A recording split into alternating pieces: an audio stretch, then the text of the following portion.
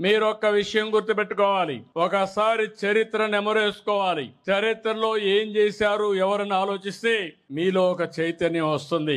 భవిష్యత్తుకు మన ప్రణాళికలు తయారు చేసుకునే పరిస్థితి రావాలి. మీరు ఒకసారి చూసినప్పుడు తెలుగుదేశం పార్టీ వచ్చే వరకు వెనుకబడిన వర్గాలకు న్యాయం జరగలేదు. ఈ రాష్ట్రంలో నేను గర్వంగా చెప్పగలుగుతున్నా, వెనుకబడిన వర్గాలకు న్యాయం చేసిన ఏకైక పార్టీ, చేస్తున్న ఏకైక పార్టీ తెలుగుదేశం పార్టీ.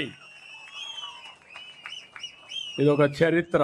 అందరికీ అన్ని విధాల సహకరించే రోజుల్లో వెనుకబడిన వర్గాలు పూర్తిగా నష్టపోయారని, వీళ్లకు గుర్తింపు లేదని గుర్తించిన వ్యక్తి నందమూరి తారక రామారావు గారని చెప్పి నేను మీకు తెలియజేస్తున్నా.